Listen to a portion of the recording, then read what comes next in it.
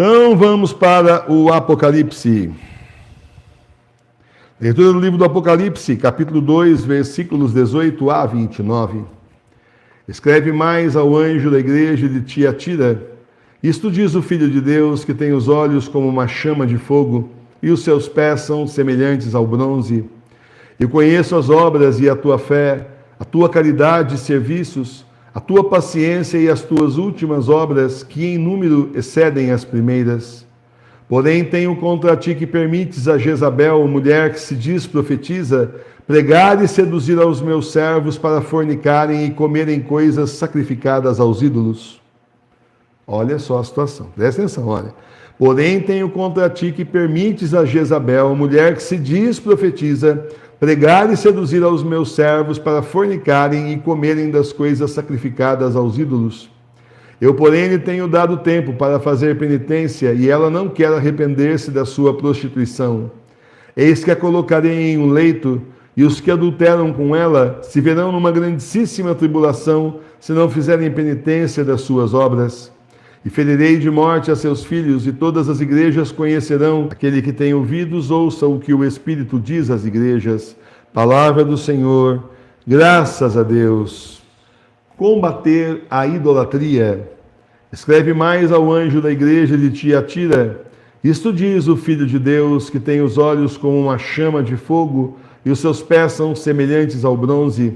Eu conheço as tuas obras e a tua fé, a tua caridade e serviços, a tua paciência e as tuas últimas obras, que em número excedem as primeiras.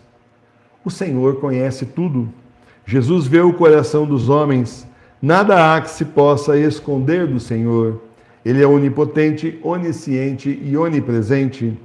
Nenhuma atitude escapa do Senhor, nenhuma omissão e nenhum pensamento pode se esconder do Senhor. E assim o Senhor vê o que fazemos de certo, mas também vê o nosso erro. Por isso precisamos seguir o que nos ensinou o Senhor. Sede perfeito como o vosso Pai que está no céu é perfeito. Por isso precisamos ter muito cuidado e zelo pela igreja, porque somos tijolinhos vivos da igreja, representantes da família de Cristo no mundo, e assim não podemos viver como os mundanos, mas temos que viver como cristãos, seguidores de Cristo. Porém, tenho contra ti que permites a Jezabel, mulher que se diz profetiza, pregar e seduzir aos meus servos para fornicarem e comerem das coisas sacrificadas aos ídolos. Muita gente se diz profeta, muitos se dizem videntes, poucos realmente o são. Quantos não levam para o erro os fiéis ainda hoje? Quantos não infiltram a idolatria até dentro da igreja com a Pachamama, a Mãe Terra e a Anticristo? Quantos não terminarão adorando a besta? Quantos fiéis que hoje não idolatram padres, não terminarão idolatrando a besta, levados pelas mãos pelos seus pastores, entre aspas? Eis que o Senhor cobra esse bispo por tolerar a idolatria na sua igreja, onde ele é o responsável, permitindo essa afronta contra Deus e a perdição dos homens. Tenhamos o cuidado de combater a idolatria também nas nossas casas, esclarecendo os idólatras e deixando sempre claro que eu e minha casa serviremos ao Senhor. Eu, porém, lhe tenho dado tempo para fazer penitência, e ela não quer arrepender-se da sua prostituição. Eis que a colocarei em um leito, e os que adulteram com ela se verão numa grandíssima tribulação, se não fizerem penitência das suas obras. Eis que o Senhor aguardou a conversão da humanidade, e a grande maioria não se arrepende e nem se arrependerá. Ao contrário, ainda culparão o Senhor quando tudo o que eles fazem der errado. São pecadores obstinados no pecado, escolheram o caminho do inferno, estão convertidos ao mal.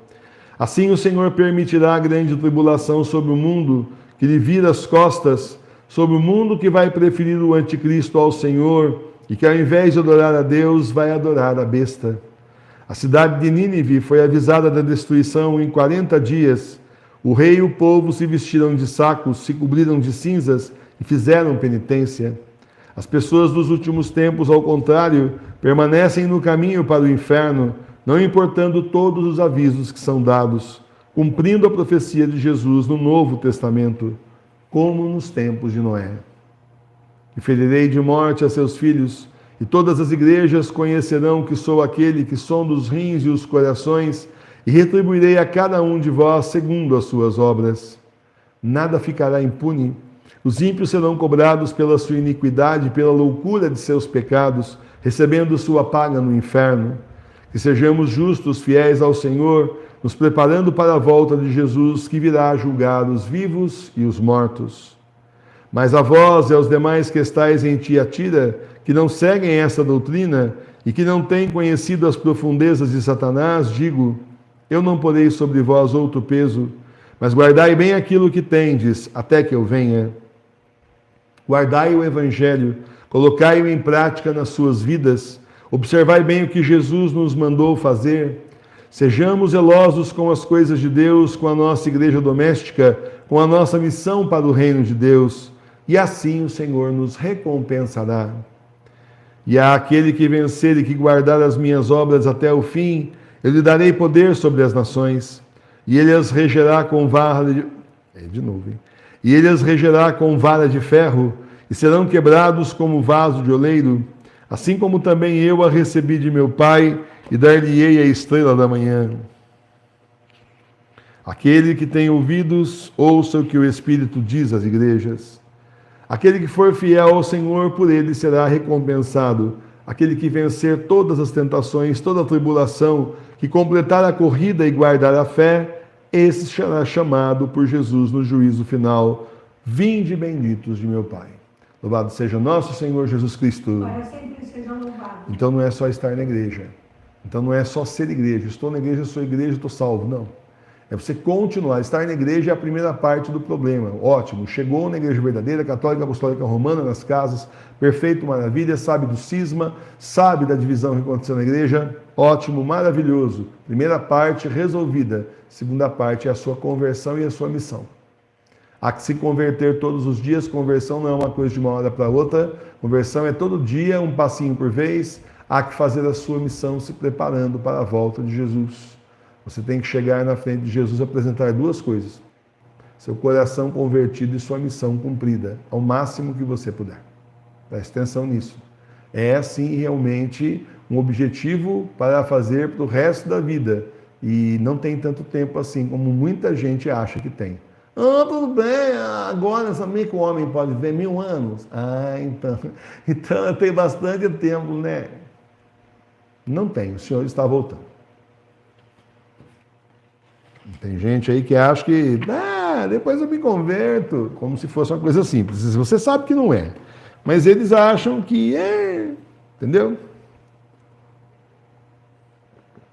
O golpe é o seguinte: primeiro a gente apronta todas, vamos aproveitar o vidão, né? Vidão, ô mundo beleza, ô mundo velho sem porteira, né? Vamos aproveitar, gente, vamos aproveitar, fazer tudo quanto é pecado, fazer tudo besteira, errado. Hoje, quando a gente ficar mais velho, a gente se converte, lá no final a gente chama o padre, seu padre. Vem aí, dá a hóstia lá, gente, tome, tá perdoado o pecado. Começou esperto. Você acha que é assim?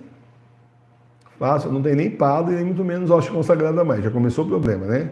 E além disso, até parece que a pessoa mal intencionada desse jeito vai chegar perto de Jesus e enganar o Senhor, que conhece o coração.